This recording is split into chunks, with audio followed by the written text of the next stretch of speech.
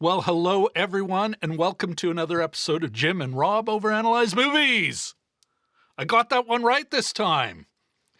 The live video podcast for people who are looking for a deeper conversation about the movies we watch today or over perhaps the last couple of years, the last few decades. We've got a great show for you tonight. I think it's going to be a banger. We are going to be looking at... That's right, folks. We're going to be asking the question, is Bullet Train a see it or skip it? Did Bullet Train get the justice it deserved? And to help me answer that question, we've got a full chat, but of course, my good friend, Mr. Jim Chaboyko. How are you, sir? Good, great.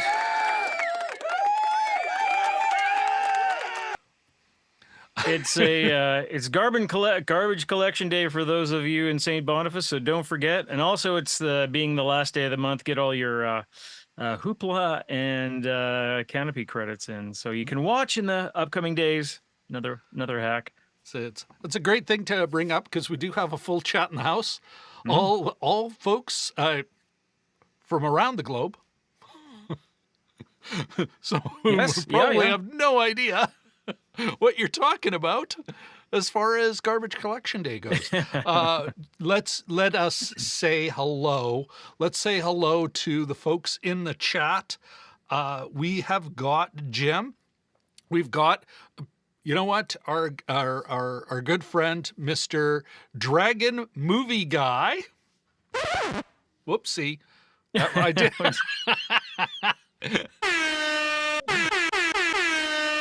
Who else do we got here, Jim? We got Jelly Duck from the shining city in the desert, Kuwait. Kuwait City. Yeah, our man in Kuwait City. And then, of course, we got another friend of the channel, The View with Drew. Nice to see you, Drew. Shamelessly steal something from my co-host, Mr. Jim Chaboyko. It helps to see the spelling on that one, but anyhow. Perhaps it does, but I'm sure people have figured that out. Pick up on it, yeah. They're smart. They're a smart group. Yeah. We do have, you know why? Because we do have the best chat on the internet, as far as I'm concerned. Jim, today we're going to be talking about a movie that actually will be out on, at least here in Canada, it'll be out on streaming on Netflix, but it's currently on Prime. We're going to be Yeah. talking about Bullet Train. Yeah, I noticed that when I plugged it in, looked for it initially on Netflix, and it said coming, and it wouldn't work. Yeah. And I was like, come on, start the movie. And it was like coming this Friday. How can I tell And- you? You don't read the emails I send you. Yeah. You skim them. You get the gist Yes. of it. I was also drunk. No, I'm just kidding.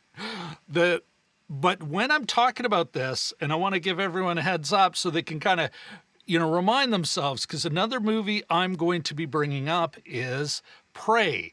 They both came out in August of 2022, if memory serves, and I might be doing a bit of a compare and contrast as I sort of lay out our thesis and my argument. I don't know if it's going to survive tonight, but yeah, that's kind of where I'm coming from. But I guess, Jim, place to start is, of course, Bullet Train. David Leitch was the director. He's the same guy who did him and his creative partner, whose name escapes me now, but he did John Wick, comes back, does this adaptation of a Japanese novel, Bullet Train. And it is, I would say, the best I would say as far as its logline goes is a snatch and grab kind of thief for the underworld, a professional, ends up on a train going for a briefcase. And it isn't until it's too late that he realizes that there are a million other killers, cold-hearted killers, going after the same briefcase and perhaps other things. And therein lies, I believe, the drama of the flick. Does that capture it for you, Jim? Does that make sense as far as the log line goes? Yeah, he's also he's a fill-in as well, so he's maybe an accidental tourist in this case. I mean, he took the job and everything, but he doesn't a late know what he's in for. He's a Yes, late exactly. replacement. Yeah. And yes, that does become important, especially as we get into the themes and whatnot of the piece. Now, Jim, one of the things, I guess, and it's why I was kind of here. Let me get my crap together a bit better. Whoopsie. Just Maybe as you're you don't saying want that, I don't know if you can hear. There's a train in the background, which is super fitting. Not an effect, but pretty cool. So here, Jim, I'm going to put it up on, let's go into the minor overlay. And you see here on Rotten Tomatoes, the tomato meter, like the official reviews, and it got 340 reviews. It's sitting at 54%, which basically I would argue it was damned with faint praise. The summary, the critics' consensus, they give Bullet Train's colorful cast and high-speed action are almost enough to keep things going after the story runs out of track. Meanwhile, Jim, the movie that I'm going to refer to regularly tonight, that's Prey. Now, it was raved about. 94%, 283 reviews, so a comparable number of reviews. And its critics' consensus is the rare action thriller that spikes adrenaline without skimping, Jim, on character development. Prey is a Predator prequel done right. Jim, here's my thesis. Okay. I think, and I'll get into, we'll get deeper into the why, but I do believe that, not to take anything away from Prey, but I think Prey, but Bullet Train is the more interesting film. But before we get into that, why don't we do a quick see it or skip it, Jim? For you, you just saw it, you kind of refreshed your memory, you saw it again. Is Bullet Train a see it or a skip it? I would say see it, but with a proviso that it's a see it because of the third act. That's what I would say. Gotcha. Myself, Jim, I'm also a see it, and I'm gonna say a see it with a question mark, because I still don't know why I quite enjoy this film. Like, Yeah.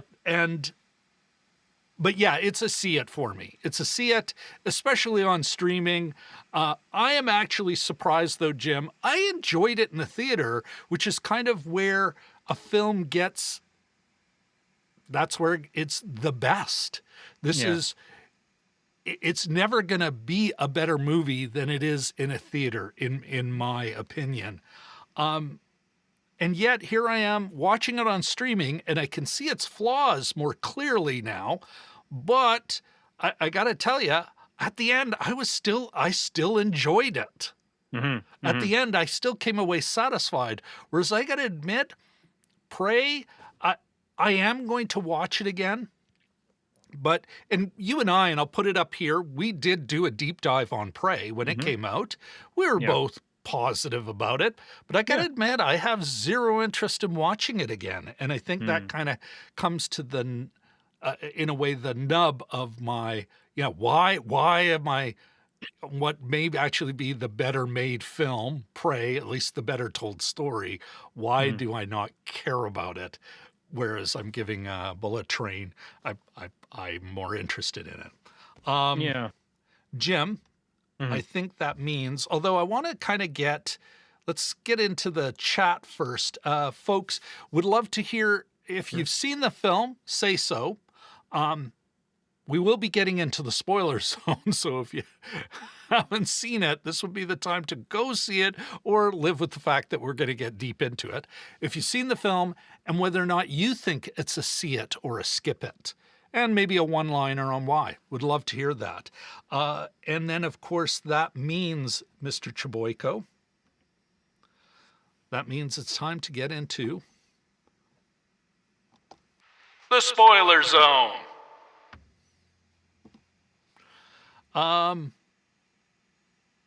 Let's start here. Give me your kind of general first impressions, Jim. Your sort of your spoiler review of the flick. Sure.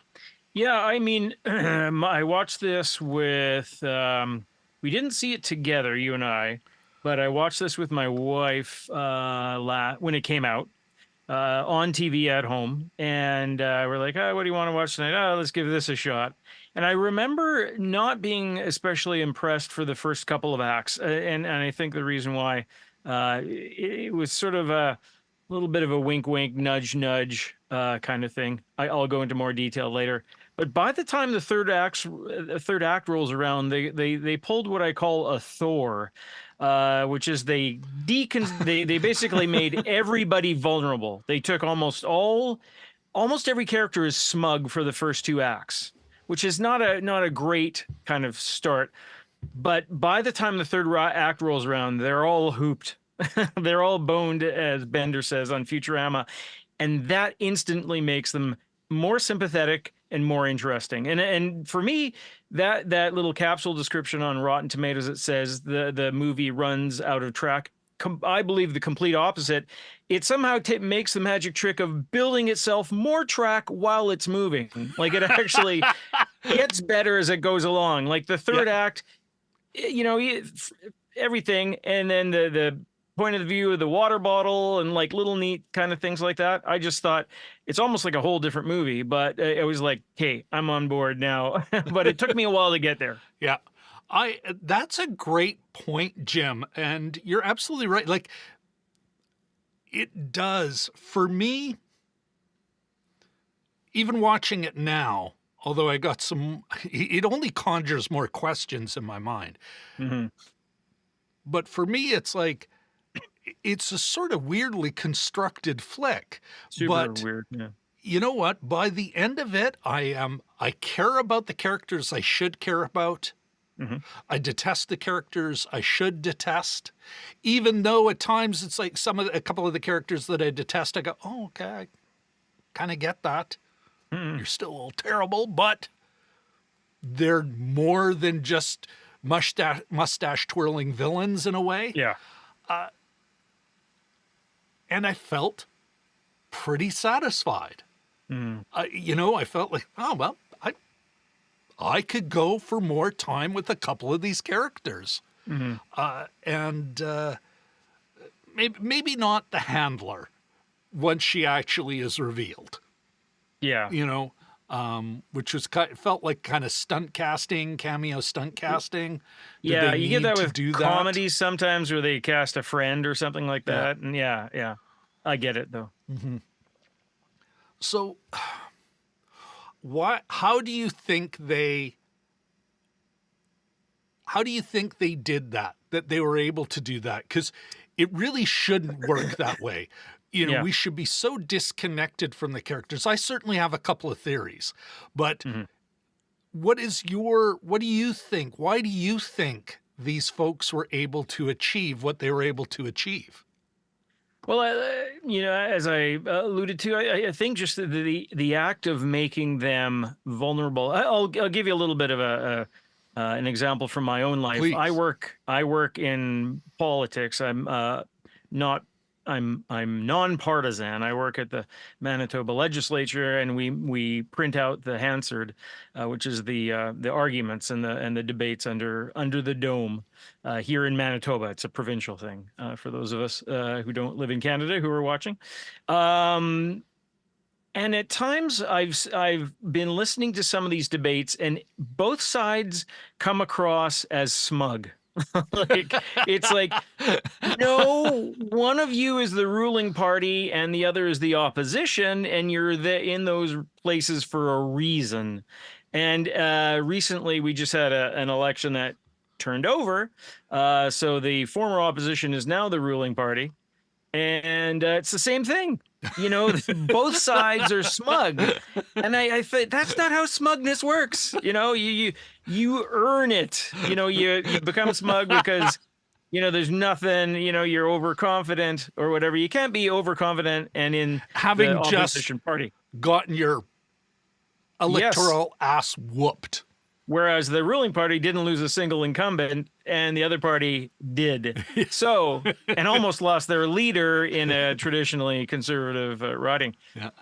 Again, no judgment, all nonpartisan commentary, but it blows my mind that both sides think they have a chance to be overconfident. Yeah. And I think that's how this movie started off. The characters sounded quite similar. They all had a bit of a swagger, which you will if you're a hit person, I guess, or hit man. But there was a similarity in how they all came across, and almost in the delivery. I think it's a funny action movie, or it's a fun, trying to be fun. And it's almost like that guy in the home movie is trying to be funny, which is the sort of the number one rule of comedy, is that you're not kind of winking or wugga wugga, you're not winking at the camera. Yep. And there was I felt that there was a bit of that in the first couple acts of this movie. Then when they're confronted with, this could be this could be it. That like I said, it makes him instantly more interesting. So it's almost like it was structured backwards in a way. But I just didn't like how it came out of the gate. And I think and not to suggest that they filmed this chronologically, but as the story goes and as you follow it, to me it became infinitely more interesting. I was way more invested in the last 40 minutes than I was in the previous hour and a bit. So. I think that's sort of it. So in that case, maybe it was an accidental kind of how it came out. Do you think, like, I've been, well, I'm always reading about film structure and that. But this film kind of made me wonder, well, not we necessarily, but me, am I missing something really interesting going on here in that first act, or in the first couple of acts, if we divvy it up into 5? I've only started in my kind of breakdown, but it's weird. They break a number of rules at the beginning, and yet my engagement is maintained, and my interest just grows and grows and grows. is it? I think about Leach, the director, and I think about John Wick, and that was kind of an audacious, what could have been just a generic revenge film.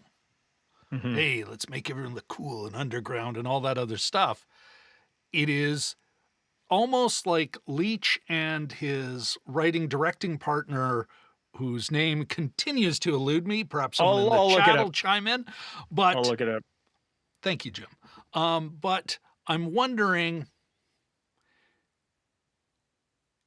just as that, I think, was almost like not almost, I suspect it really was. They got, how far can we push it?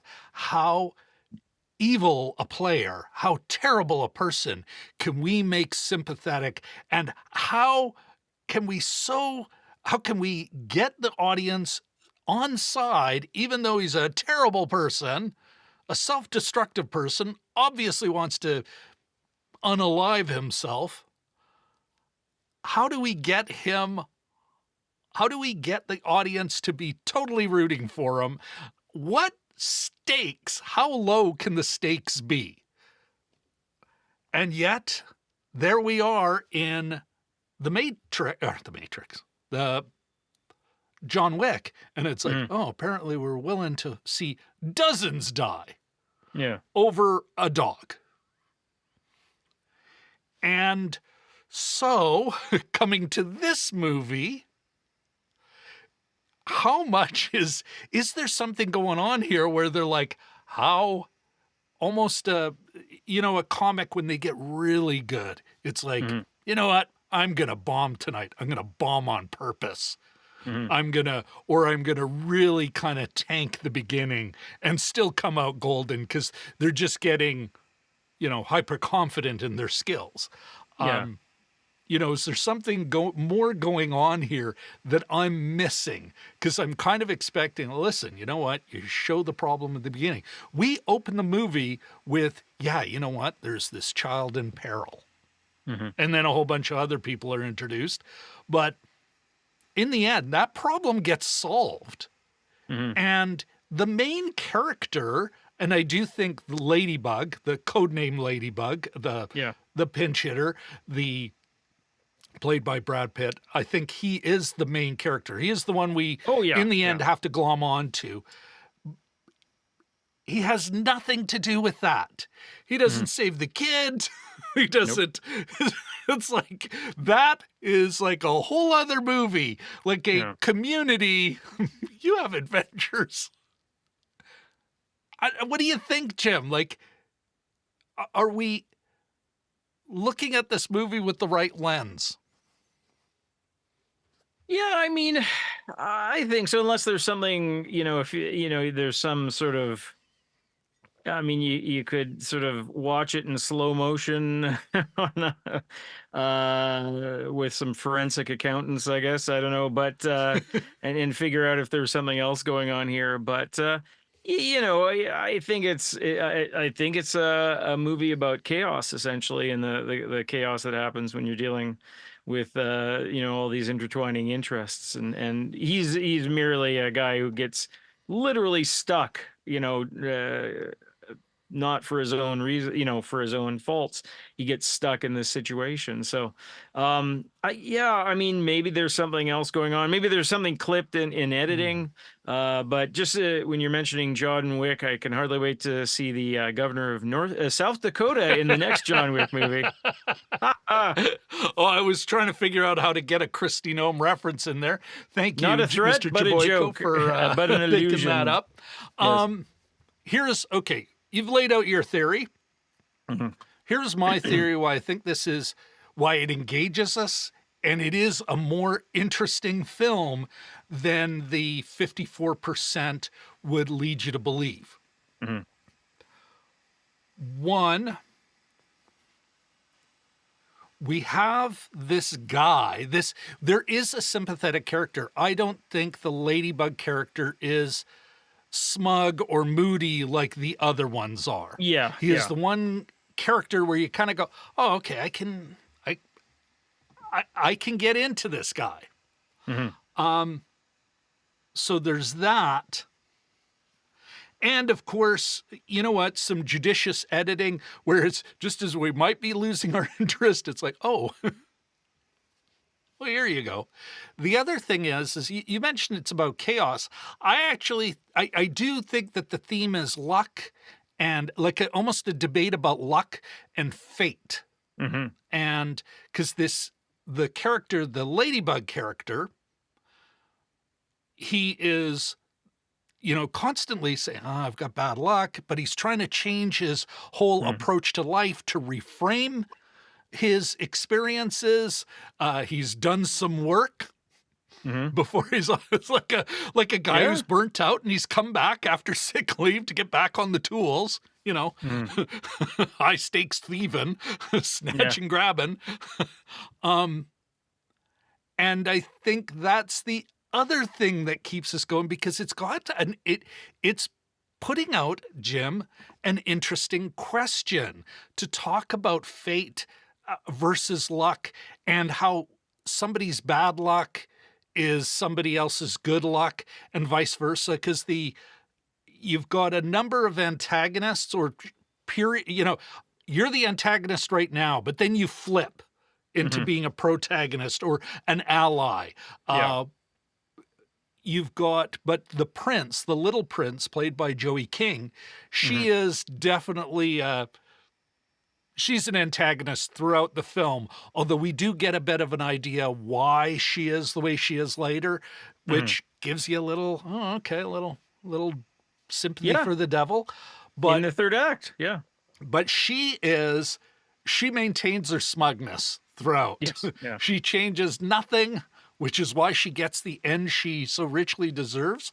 But so much of that is also her thinking, I'm always lucky because I get what I deserve. It's like, and it makes me think, Jim, of that it's a Buddhist, almost like kind of a fable. It's a very Southeast Asia,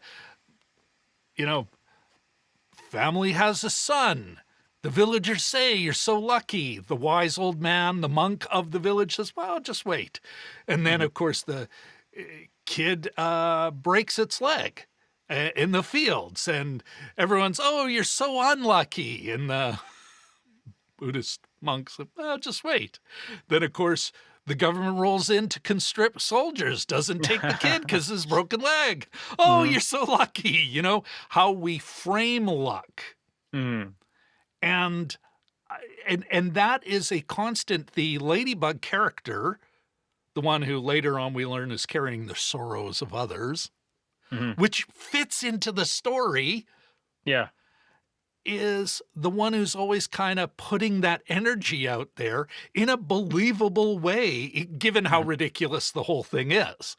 Yeah. And I'm like, I think those two things are why we stick around with this movie. I got to admit, like a lot of the exposition is, I don't know if it's is it on purpose? Is it, I'm going to see how much of the patience of the audience I can try? Yeah. Or was it just like the quote I'm thinking of, this is a John York quote, exposition works when a character uses it as a tool to achieve their desire. And the vast majority of this exposition is not that. It is only later, like when the father of the guy who's on there to, because his son, the grandfather, let's say, I can't remember the character. You would know the actor's name, but his exposition makes sense. And he's trying to, it's like, listen, this is why you're here. It works there.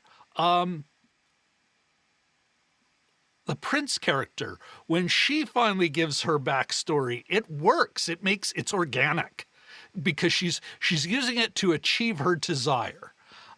Whereas a lot of it, like the guy, he gets bumped off really early. We get a huge backstory except for the important parts, because it more relates to Ladybug's backstory, but the Mexican assassin Yeah. going for vengeance, and here's this massive The backstory, and now you're wolf. dead.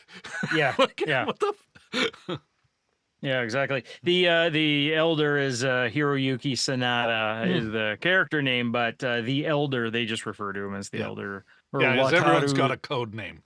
Wataru's grandfather there. Yes. So Yeah. So I think that's my theory on why it Yeah. engages us and why it's still satisfying at the end. It's not perfect, and I think a lot of that is that misplaced exposition, or almost like comic book exposition.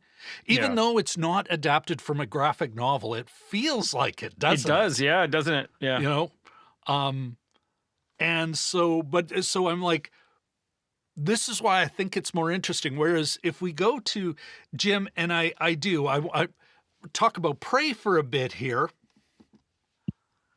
Prey is a perfectly fine movie. I thought, and I really did think it was perfectly fine for streaming. I don't think I would have been anywhere near as satisfied if I saw it in the theater. But it's a perfectly fine movie. But in the end, it proposes no real, it's asking no interesting questions.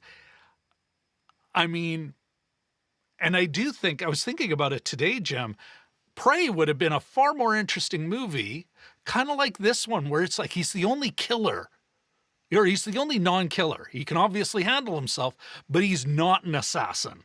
He's, as he says, I'm just a snatch and grab guy. He's the only one who's like, tell you what, I'll give you the case. I'll get off the train and live. There is no deep, I must commit or I'll die if I don't, or anything. He just wants to get off. And at the end, he actually has a bit of a, oh, look, well, maybe I look at it this way.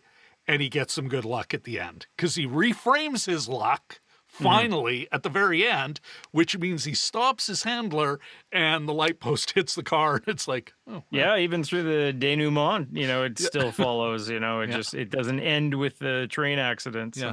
But back to poor, I'm pointing at it properly this time. Yeah. Back to Prey. Even at the end, like, Prey is the same thing as the movie that just came out in, like, it is a fairy tale movie. And I don't mean that pejoratively, but Prey is almost beat for beat Damsel. Oh, okay. A young woman, instead of going into the cave, dumped by her boyfriend into a cave, she goes into the forest, fights a monster, comes out, girl goes in, woman comes out. But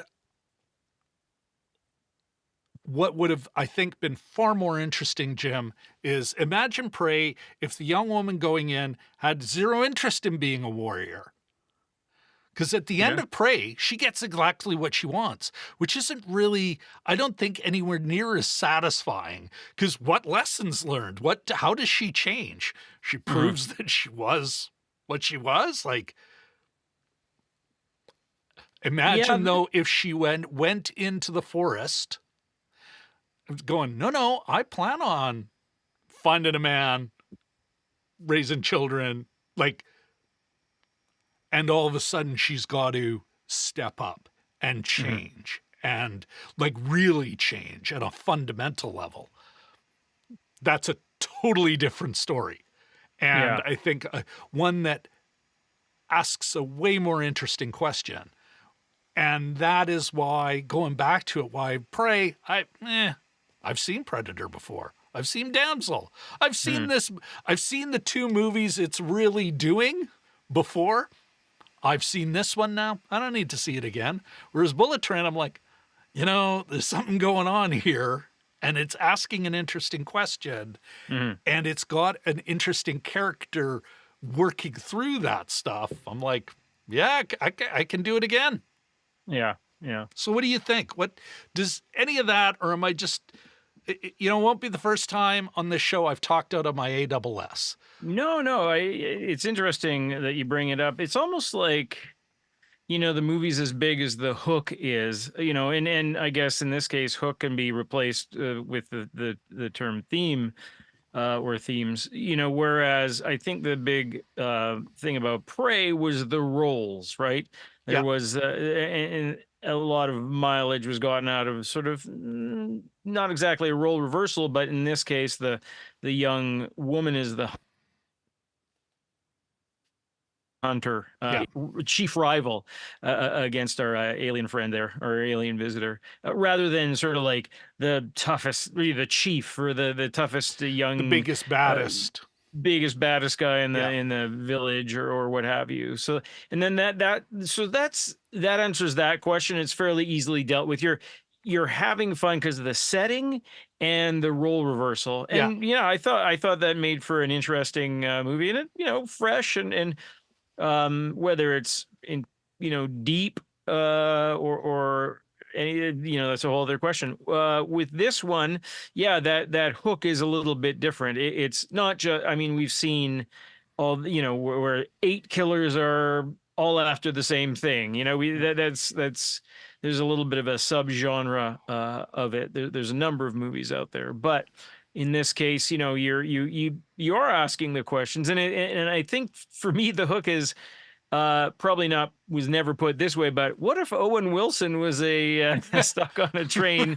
Wow, guys, the kind of like it's like Brad Pitt's channeling the Owen Wilson yeah, character, but not just in a shot, in the way that an Owen Wilson character would philosophize the situation he's in, which is yeah, sort of an interesting, I'm being a little bit tongue in cheek about that, but that approach is different. It's almost, I would say it's sort of a distant relation of The Sopranos, whereas Tony, the hook for that wasn't about a mobster family. It's about a mobster that was having panic yeah. attacks and needed to do something about it, right? And started to see a psychologist no matter how bad the optics were. So, in that case, yeah, he's got doubts and he's trying to figure things out while at the same time maintaining this really odd career. And so that's the hook for that one. And depending on the hook, you might have to go a little bit deeper Yeah. for one than the other, if you know what I Yeah. mean. Yeah. No. And I mean, I think it was, and I think we did acknowledge how it was interesting with Prey that they did that, the gender reversal. Yeah.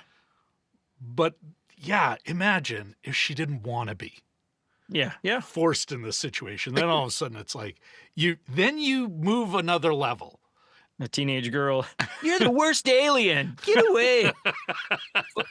Slams the door, slams the flap Well, to that's the Buffy the Vampire Slayer, isn't it? Jim, before we move forward into almost like our end game here, I did want to first of all reach out to the chat. Let them all know this would be a great time, if you haven't already, to like, subscribe, and of course,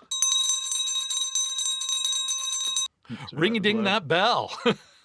And we do have again, we got View with Drew, we've got a Jelly Duck 100, DMG's chiming in, of course, and I'll put a link here. Jim, just as you and I last weekend kind of took stock of our last 4 years, Dragon Movie Guy was kind enough to come on and do a separate podcast where I asked him what he, has learned about film and film critics and film fans and himself. And I'll put a link to that video here. But what is DMG says, I like the flick, but he liked the flick, Jim, but he didn't love it. Passes the fun test, but a bit too much style over substance, ultimately for him. Cool hairstyles and weapons, but not much character behind the character. There's your, whoops. Not the one. Not the one I'm looking for. Sorry, my friend. That's what I'm looking for. Here we go. All right. But what does Luke think? You know what, Jim? That's an excellent question. What does Luke think? But I was going into Toshi Station to pick up some power converters. So you didn't watch the movie, Luke? Apparently he wasn't paying attention. He was too busy. He's got his, like any callow young man out on the farm, he's got his head firmly up his ass. Whoops. So, firmly up his ass. Thinking about going to hang out with his friends instead of paying attention to what he should be, which is this wonderful conversation about Bullet Train. Well, Uncle Owen refuses to get an upgrade on the modem anyway, so that's, I don't know if he's got the best Wi-Fi. Good one. All right, Jim. We've had this conversation. Now, let me kind of rephrase the question we had. We both said it was a see it. Mm-hmm. Let me ask you this now. Has our conversation about this, first of all, changed your mind? Is it still a see it for you? Yeah. Okay. You know,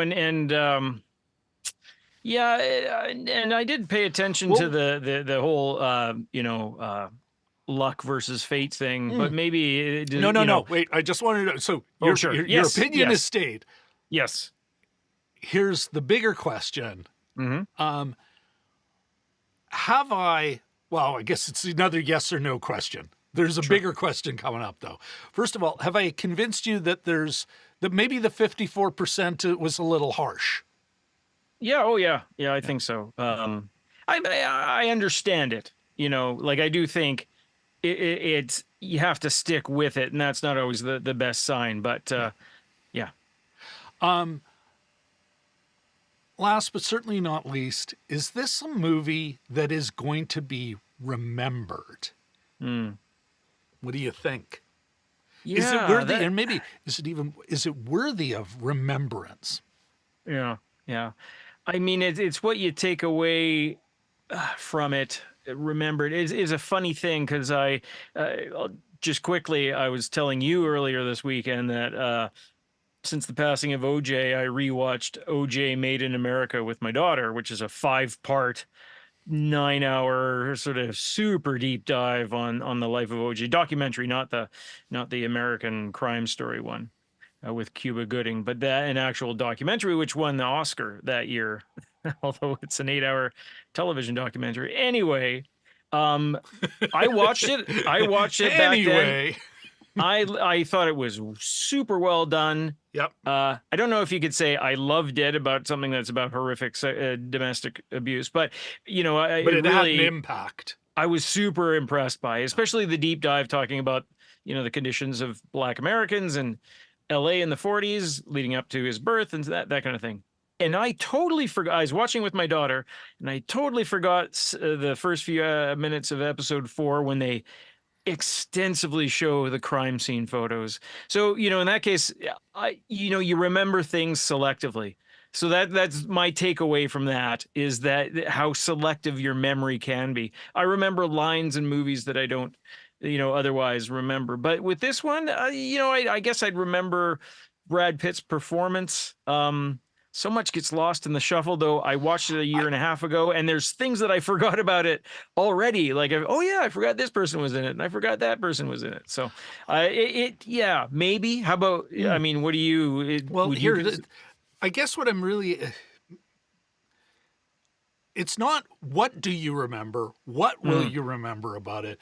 Will you remember it at all? Is this a movie that in 5 or 10 years we may still talk about?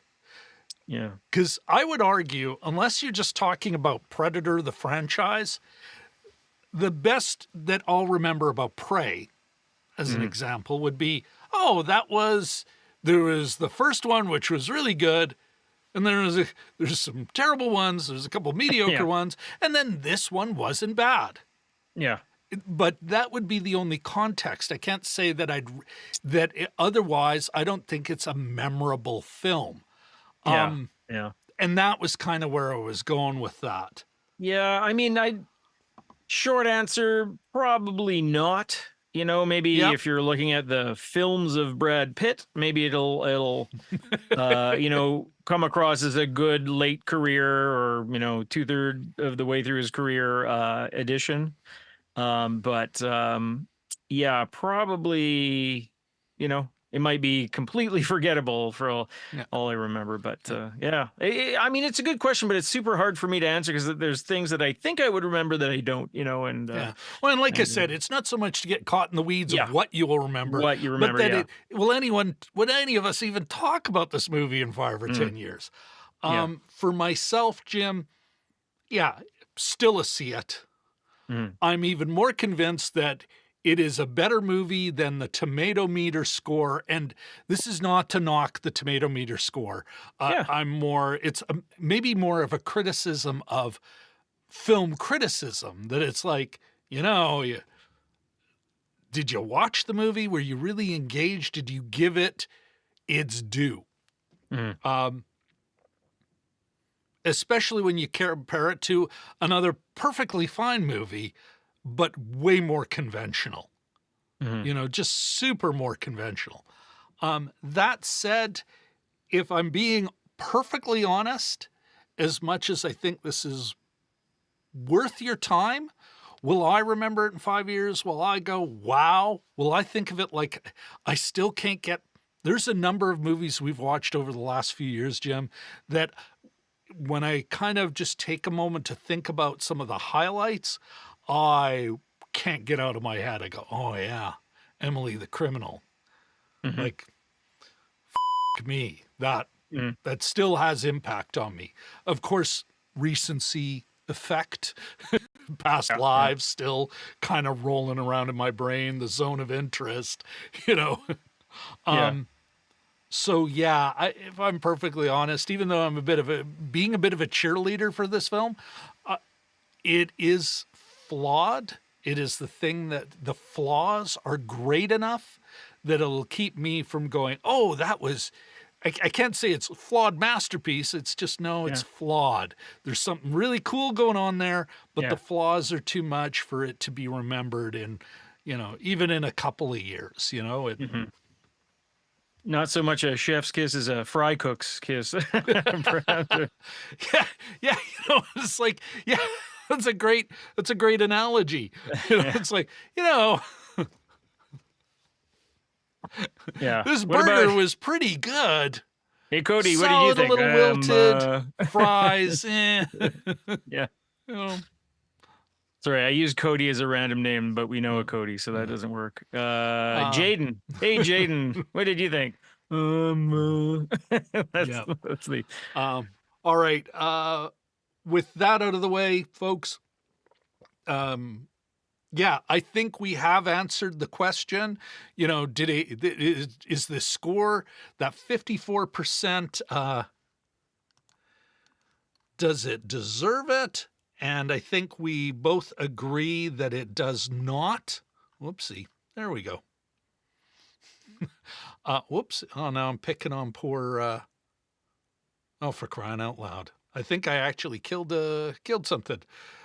94% prey.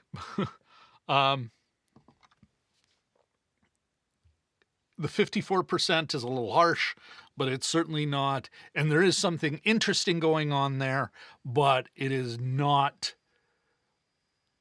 It's still the flaws overwhelm its ability to be remembered in 5 or 10 years.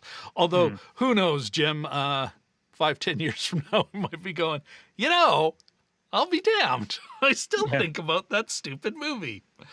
All right. With that, folks, out of the way, thank you all. Thank you, DMG. Thank you, A View with Drew.